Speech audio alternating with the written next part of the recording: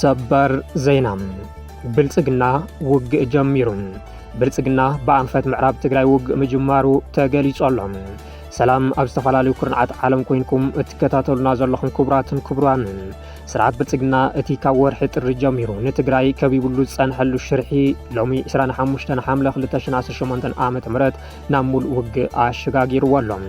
ኣብዚ ጉዳይ ዘለዉ ምዕባለታት ክነስምዐኩም ኢና። ሰናይ ጻንሒት።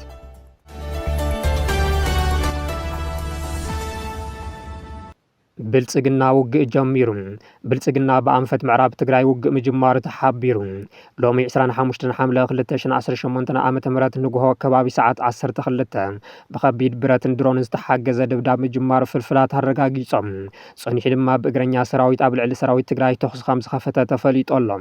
ኣብ ምዕራብ ትግራይ ምስ ዝርከብ ኣርሚ 70 ዝርከብ ጋዜጠኛ መድሃን የግዳይም ዝወዝኦ ሓበሬታ ከም ዘመልከቶም ሰራዊት ብልጽግና ኣብ ሸራሪና ውግእ ብዕሊ ወሊዑ ኣሎ። ሰራዊት ብልጽግና ሎሚ ዕለት 25 ሓምለ 2018 ዓ.ም ብእግረኛ መካናይዝድን ብድሮንን ዝተደገፈ ኣብ ልዕሊ ሰራዊት ትግራይ ኣብ ሸረሪና ከቢድ መጥቃዕቲ ከም ዝኸፈተ ተፈሊጡ ኣሎ። ሰራዊት ትግራይ ኣብ ድፋዕ ከም ዝርከብን ዛጊድ ዝሃቦ መልሲ ከም ዘየለን እውን እቲ ሓበሬታ የመልክት። ድምፂ ከቢድ ብረት ብልጽግና ካብ ሸረሪና 50 ኪሎ ሜትር ርሕቀት ኣብ ዝርከብ መዕቆብ ስደተኛታት ተጋሩ ከይተረፈ ይስማዕ ከም ዘሎ እውን ተሓቢሩ ስርዓት ብልጽግና ኣብዚ ሰሙን ሰፊሕ ምንቅስቃስ ሰራዊት ነጽዋርን ከካየድ ምቕናዩ ምጽብጻብና ዝዝከር ኮይኑ ነዚ ድማ ናብ ትርካን ድሮዓት ከም ዘጓዓዘን ድሮናት የዘንቢክ ምንባሩ መሰኻኽር ዓይኒ ይገልጹ። ሰራዊት ብልጽግና ነቲ ሎሚ ጀሚርዎ ዘሎ ውግእ ንምክያድ ኣብ 4 ቦታታት መዳፍዕ ተኺሉ ከም ዝቐነየ ዝሕብሩ ቶም ፍልፍላት ኣብ ራውያን መገንጸሊ ንባዕኼርን ማይካድራን ከባቢ መዕደሊ ነዳዲ ተወልደም ኣብ ራውያን ዝርከብ ዓብዪ ወተሃደራዊ ካምፖ እንዳኳጃ ዋንነቱ ናይ እተተወልደ ሃይሎ ዝኾነ ማእኸል ሕርሻ ከምኡ ድማ ኣብ በረከት ውፅእ ኢልካ መዳፍዓት ተኺሉ ጸንሐ እንትትከውን ሎሚ ብቑሉዕ ናብ ሰራዊት ትግራይ ብኸበድቲ ተጽዋር ተሓገዘ መጥቃዕቲ ብምኽፋት እግረኛ ኣስዒቡ ተባሂሉ ኣሎ። ስርዓት ብልጽግና ኣብዚ ሕዚ እዋን ኣብ መዓልቲ ካብ 4 ክሳብ 5 ብነፈር ተቢሉ ሰራዊቶም መዕርፎ ነፈርቲ ትርካን እናራገፈ ዝቐንየ እንትትከውን ሕዚ ድማ ኣሽሓት የራግፍ ከም ዘሎ ዝወፁ ሓበሬታታት የረድኡ። ሕዚ እቲ ጸላኢ ኣብ ናይ ባዕኸር ኢንዱስትሪ ማለት እውን ጨንፈር ኢንዱስትሪ ባዕኸር ኣብ ማይካድራ ዝርከብ ኢንዱስትሪን ኣብ ማይካድራ መውፅኢ ንጉልዲ ዝርከብ ፋብሪካ ችፑድ ዋና መከፋፈሊ ዕጥቂ ታንክታትን መዳፍዕን ብሓፈሻ ካብኡ እናተበገሰ እዩ ንሰራዊት ትግራይ ኩናት ከፊቱ ዘሎ ይብሉ ቶም ፍልፍላት። ብሓፈሻ ብልጽግና ኣብ ልዕሊ ሰራዊት ትግራይ ሸረሪና ዝርከብ ቁልዕ ኩናት ዝኸፈተ ኮይኑ እዚ ድማ ብኩሉ ኣንፈት ክጅምር ይቀራረብ ከም ዘሎ መርኣይ ኣይተባሂሉ። ናብ ትግራይ ልዕሊ 8 እዝታትን 4 መካናይዝድን ኣጸጊዑ ከም ዘሎ ሓላፊት ቤት ጽሕፈት ህወሓት ወይዘሮ ፈትለወርቅ ገብረእግዚኣብሄር መንጀሪኖ ምግላጽን ዝዝከር እዩ። ብዛዕባ እቲ ተጀሚሩ ዘሎ ውግእ ብወገን መንግስቲ ትግራይ ይኹን ብወገን መንግስቲ ፌደራል ዛጊድ ዝተባሃለ ነገር የለን።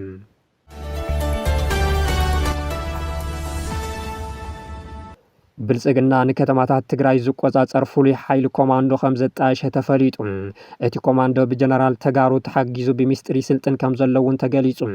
ብልጽግና ንከተማታት ትግራይ ዘረጋግዕ ብዝብል ጉልባብ ሓድሽ ሕቡእ ሓይሊ የሰልጥን ከም ዘሎ ዝወፁ ዘለዉ ሓበሬታታት የመልክቱ። እቲ ዝበዝሒ ተጋሩ ከም ዝርከብዎ ዝግለጸሉ ፍሉይ ሓይሊ ብዋናነት ካብ መቐለ ናብ ኣዲስ ኣበባ ብዝኸዱ ነበር ኣዘዝቲ ሰራዊት ትግራይ ወይ ድማ TDF ዝምራሕ ምዃኑ ተፈሊጡ ኣሎ። ብወገን ዓፋር ዕጡቓት ሓራ መሬት ብወገን ደቡብ ትግራይ ድማ ዕጡቓት ዋርድያ ሕጉም ብርዳን ራያን በአንፈት ምዕራብ ትግራይ ድማ ዕጡቕ ሓይሊ ዋርድያ ተከዛ ዕጢቑ ንትግራይ ክብትና ዝሰርሕ ዘሎ ብልጽግና ሕዚ ድማ ድሕርቲ ኣብ ትግራይ ክኸፍቶ ዝውጥኖ ኩናት ከተማታት ትግራይ ዝቆጻጸር ዝተባሃለ ተጋሩ ዝበዝሕዎ ብተጋሩ ኣዘዝቲ ዝምራሕ ዕጡቕ ሓይሊ ኮማንዶ መልሚሉ ተግባራዊ ምንቅስቃስ ከም ዝጀመረ እሙናት ፍልፍላት ተመልኪቶም። ኣብ ትግራይ ኩናት ክንከፍት ድልየት የብልናን ሕወሓት ቀልብን ተገዚኡ ንምዝራብ ሰላም ንምምጻእ ጻዕሪ ምግባር ኣገዳሲ እዩ ብምባል ካብ ሰላም ወጻኢ ዘሎ ኩነታት ኣይጠቕመናን ክብሉ ንኣባላት ባይቶ ዘረባ ዘስምዑ ኣብይ ኣሕመድ ብሕቡእ ድማ ኣብ ትግራይ ኩናት መኽፋት ዘይተርፍ እዩ ነዚ ኣብ ግምት ዘእተወ ከተማታት ዝቆጻጸረልና ህዝቢ ዘረጋግዕ ተጋሩ ዝበዝሕዎ ዕጡቕ ሓይሊ ኣዳልው ዝብል ትእዛዝ ኣውሪዶም ምንቅስቃስ ከም ዝተጀመረ ተፈሊጡ ኣሎ። ብዋናነት እቲ ብሽም ፖሊስ ክውደብ ዝተሓሰበ ዕጡቕ ሓይሊ ብኮነሬል ገብረ ዮሃንስ ኣባተ ወዲ ኣባተ ዝምራሕ ምዃኑ ዝገለጹ ፍልፍላት ኣብ መላእ ከተማታትን ክልላትን ኢትዮጵያ ዝርከቡ ተጋሩ ኣባላት ፖሊስ ፌደራል ምውዳብ ከም ዝተጀመረ እውን ይግለጽ ኣሎ። እዚ ሓይሊ ፍሉይ በጀት ብልጽግና ዝተሰልዐሉን ፍሉይ ወተሃደራዊ ስልጠና ክወስድ መደብ ዝተተሓዘሉን ምዃኑ ፍልፍላት ይሕብሩ። ኮሎኔል ገብረ ዮሃንስ ኣባተ ወዲ ኣባተ ድሕሪት ዝተውሃቦ ሽመትን ዝገብሮ ምንቅስቃስን ንብልጽግና ብዘቕረቦ ጸብጻብ ኣብ ትግራይ ምስ ዝርከቡ ገለ ኣባላት ፖሊስ እውን ዝርርብ ጀሚርና ኣለና ዝብል ጸብጻብ ከም ዘቕረበ ዝተሓበረ ኮይኑ ግዜ የለን ቀልጢፍኩም ወድብዎ ኣብ ትግራይ ኩናት ከፊትና ከተማታት ክንቆጻጸር ኢና ዝብል ትእዛዝ ካብ ብልጽግና ከም ዝተውሃቦ ተፈሊጡ ኣሎ። ኣብ መላእ ኢትዮጵያ ዝረኣዩ ጎነጻት ብሃይማኖትን ብህዝብን ዘይኮነስ ብብሄራት ዝግበሩ ምዃኖም ጠቒሱ እዚ ድማ ብሰንኪ ማሕበራዊ ሚድያን ተዓፊኖም ዝጸንሑ ጸገማት ምዃኖም ዝተዛረቡ ኣብይ ኣሕመድ ባዕሎም ግን ተጋሩ ብተጋሩ ምድማይ ዝብል ስልቲ ተኸቲሎም ኣብ ዓፋር ብሽምሓራ መሬት ዕጡዋት እንትውድቡ ኣብ ማእኸል ሃገር ድማ ዳርጋ ሙሉእ ብሙሉእ ብኣዘዝትን ተራ ኣባላትን ተጋሩ ዝተዓብለለ ከተማታት ትግራይ ዘረጋግዕ ዝብል ሓይሊ የስልጥኑ ከም ዘለዉ እናተገለጸ ዝርከብ። ኣብይ ኣሕመድ ኣብ ከተማታት ፍሉይ ሰርጀሪ ዝሰርሕ ኮማንዶን ኣየር ወለድን ኣሰልጢንና ኢና ብምባል ኣብ ትግራይ ኦፕሬሽን ብምግባር ንመራሕቲ ትግራይ ኣብ ትሕቲ ቁፅር ንምውዓል ባህጊ ከም ዘለዎም ቅድሚ ሕዚ ምግላጾም ዝዝከር እዩ።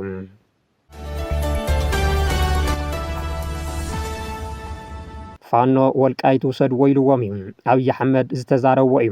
ንህዝብታት ትግራይን ኣምሓራን ናብ ዘይዛሪ ህልቂት ንምእታው ዝተጀመረ ጽምዶ ንምፍራስ ዘይቅዱስ ቃል ኪዳን ኦሮማራ ንምሕዳስ ተፍሓስ ሕቡእ ሽርሒ ኣብይ ኣሕመድ ቅድሚ 2 ሰሙን ናብ ደብረ ማርቆስ ብምብራህ ኣብ እዋን ሃፀይ ዮሃንስ ዝበፅሐኩም ነገር ትፈልጥዎ ኢኹም ብምባል ነቶም ሉዓላውነት ሃገሮም ንዘይምድፋር ምስ ወራሪ እንትኳሽሑ መስዋዕቲ ዝኸፈሉ ሃፀይ ዮሃንስ ምስ ባዕዳዊ ጣልያን ዘነጻጸሩ ቀዳማይ ሚኒስትር ኣብይ ሕዚ ድማ እኩይ ሽርሒ ክፍሕሱ ብመስኮት ቴሌቪዥን ኣምሓራ ቅልቅል ኢሎም ንህዝቢ ከገልግላ ተባሂለን በጀ ዝስልዕለን መንግስታዊ ሚድያታት ኢቲቪን ፋናን ብዛዕባ ህወሓት ፋኖ ሻዕብያ ሱዳንን ግብፅን 24 ሰዓታት ዝህትትኦ ከዕግቦም ብዘይምኽኣሉ ንሚድያ ኣምሓራ ፀዊዖም ቃለ ምሕትት ብምግባር ብኩለን ልሳናት ስርዓት ብልጽግና ክሓልፍ ዝገበሩ ኣብይ ንህዝብታት ትግራይን ኣምሓራን ከጣቑሰለ እዩ ዝበልዎ ጉዳይ ወልቃይት ናይ ሓደ ኣካል ድልየት ንምምላእ ክበሃል ኣይንፈትሑን ክብሉ ተሰሚዖም። ወልቃይት ብመሰረት ፌደራል ስርዓት ኣብ ውሽጢ ትግራይ ነይሩ። ብምክንያት ኩናት እዩ ፌደራል ወሲድዎ። መንግስቲ ፌደራል ከልኪልና እምበር ንኣምሓራ ዝቃለሱ ሓይልታት ውሰድዎ ኢሎምና እዮም ይብሉ ብምባል ብሓደ ወገን ፋኖ ርስትን ኣሕሊፉ ዝህብ ሓይሊ እዩ ብዝብል ህዝቢ ኣምሓራ ንክንጸልኦ ዝገብር ብካሊእ ወገን ድማ ምዕራብ ትግራይ ከምቲ ንፖለቲካ ሃልኪ ሓይሊ ኣምሓራ ወሪድዎ ዝበሃል ዝነበረ እንተይኮነስ ብልጽግና ኦሮሞ ሒዝዎ ከም ዝርከብ ኣግሂዶም ኣለዉ። እዚ ድማ በቲ ስልጣን ስርዓት ብልጽግና ብሓፈሻ ስልጣን ኣብይ ድማ ብፍላይ ንምንዋሕኒ ምሰል ተኣኪቡ ዘሎ ኮሚሽን ምክክር ከም ዝምለስ ኣነጺሮም ሽርሒ ኣብይ በዚ ከየብቅዐ ንህዝቢ ኣምሓራ ከም ጸላኢ መዲቡ ዝንቀሳቐስ ዝነበረ ሓይሊ ትግራይ ከም ዝኾነ ብምግላጽ ዝተጀመረ ጽምዶ ንምፍራስን ህዝቢ ኣምሓራ ኣብ ልዕሊ ህዝቢ ትግራይ ንክወፍር ዘለዓል መርዛም ዘረባ እንትነዝሑ ተሰሚዖም። ድሕሪ ውዕሊ ፕሪቶርያ ሓይሊ ትግራይ ኣንጻር ሓይልታት ኣምሓራን ኤርትራን ንክወፍሩ ሕቶ ኣቕሪቦምሉ ኣይፋልን ዝብል መልሲ ዝተዋህቦም ኣብይ ሕዝን ህዝቢ ኣምሓራ ተሓላቒ መሲሎም ቅልቅል ኢሎም ኣሎም። ብተግባር ግን ዝሓለፉ 3 ዓመታት ብድሮንን ብሰራዊትን እናጨፍጨፍዎ ይርከቡ። ሓደ መራሒ ሃገር እየ ዝብል ሰብ ኣብ መንጎ ህዝብታት ሰላማዊ ርክብ ንክጉልብት ሰላም ንክዓስል ይሰርሕ። ኣብይ ኣሕመድ ግና ኣብ መንጎ ህዝብታት ቅርሕንቲ ብምፍጣር ዘመነ ስልጣኖም ንምንዋሕ ዝጽዕሩ ብሕታዊ መራሒ ምዃኖም ዳግም ኣመስኪሮም ብምባል ብዙሓት ይወቕስዎም ኣለዉ። ኣብይ ኣሕመድ ካሊእ ንስልጣኖም መናውሒ ይጠቕመኒ እዩ ዝበልዎ ጉዳይ ቅድሚ 8 ዓመታት ዝነበረ ጥምረት ኣምሓራን ኦሮምያን ኦሮማራ እዩ። ህዝብታት ኣምሓራን ኦሮሞን ብጂኦግራፊን ብበዝሒ ህዝብን ቀዳምነት ከም ዝኾነን ዝተዋለደን ዝተዋሰበን ከም ዝኾነን ንምስባኽ ዝፈተኑ እንትኾኑ ሕዚ እውን ክልቲኦም ህዝብታት ፖለቲካ ኢትዮጵያ ዝውስኑ ከም ዝኾኑ ንምርዳእ ፈቲኖም ቅድሚ ሕዚ ናብ ባህር ዳር ከይና ኮንቪንስድ ኤንድ ኮንፊውዝድ ጌርናዮ ዝተባሃለ ልሂቅ ኣምሓራ ሕዚ ግና ካብ ኮንፊዥን ወይ ከዓ ደልሃመ ዝወፀ ይመስል። ሕዚ ውዲ ስርዓት ብልጽግና ተረዲእዎስ ብረት ኣልዒሉ መሰሉ ንምርጋጽ ውግእ ካብ ዝጅምር 3 ዓመታት ኣሕሊፉ ኣሎ። ነቲ ንጎረቤት ኣምሓራ ይንወግእን ዝብል ማዓንጣ ኣብይ ዝበተኸ መትከል ሓይሊ ትግራይ ድማ ኣምሓሩ ኣፍልጦ ክህብዎ ጀሚሮም ኣለዉ። እቲ ሕዚ ኣብ ህዝቢ ኣምሓራ ተፈጢሩ ዘሎ ካብ ስርዓት ብልጽግና ተነጽሎን ኣብ መንጎ ሰሜናውያን ተጀሚሩ ዘሎ ጽምዶን ዝለዓለ ስግኣት ከም ዝፈጠረሎም ዘፍልጡ ኣብይ ነዚ ከፍርሰለ እዩ ዝበልዎም ኩሎም ኣብ ኢዶም ዝነበሩ ካርታታት መዚዞም ወዲኦም ኣለዉ።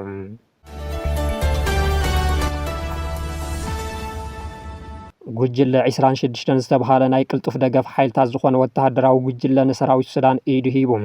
ጉጅለ 26 ተባሂሉ ዝፍለጥ ወተሃደራዊ ጉጅለ ናይ ቅልጡፍ ደገፍ ሓይልታት ሱዳን RSF ኣብ ከባቢ ኦውድርማን ንሰራዊት ሱዳን ኢዱ ሂቡ ኣባላቱን ወተሃደራዊ ናውትና ረኪቡ ክብል ማዕኸን ዜና ሱዳን ሱና ጸብጺቡ። እቲ ኣስታት 45 ተጋደልትን መኮንናትን ዝሓቆፈ ጉጅለ ሰራዊት ሱዳን ኣብዚ ቀረባ እዋን ኣብ ሰሜን ኮርዳፋን ዘካየዶ መጥቃዕቲ ስዒቡ ካብ ባራን ካልኦት ከባቢታት ናይቲ ዞባን ከም ዝሃደመ ይንገር። እቶም ዕጡቃት ናይ ውግእ መኻይንን ዝተፈላለየ ኣጽዋርን ሓዊሱ ሙሉእ ወተሃደራዊ ናውቶም ሒዞም ኢዶም ከም ዝሃቡ ሱና ጸብጺቡ እዚ ፍጻመ ሰራዊት ሱዳን ኣብ ሰሜን ኮርዳፋን ወተሃደራዊ ስርሒቱ ኣብ ዘስፋሕፍሕሉ ዘሎ እዋን ዘጋጠመ ኮይኑ ንኤል ኦበይድ ምስ ርእሰ ከተማ ዘራኸብ ስትራቴጂካዊ ጽርግያታት ሓዊሱ ምቁጽጻር ይፍለጥ እቶም ኢዶም ዝሃቡ ዕጡቃት ብወተሃደራውን ጸጥታውን ሰበስልጣን ኣቀባብላ ዝተገበረሎም ትትከውን ቅድመ ሕዚ ካብ ሓይሊ ቅልጡፍ ደገፍ ወፂኡና በሰራዊት ሱዳን ዝተጸንበረ ላዕለዋይ ኣዛዚ ነበር አልኑር ኣሕመድ ኣዳም አልኑር አልቁባም ኣብቲ ቦታ ተረኺቡ ተባሂሉ ሓደ ካብቶም ኢዶም ዝሃቡ ዕጡቃት ካፕቴን ዑስማን አልኑር ሓሳብ ከሊል ነቲ ዝቕጽል ዘሎ ኩናት ዘጋጥም ዘሎ ተነጽሎ ዘጋጥሞም ወተሃደራዊ ስዕረትን ብምጥቃስ ካልኦት ኣባላት ሓይሊ ቅልጡፍ ደገፍ ውግእ ደው ንኸብሉ ጸዊዖሎም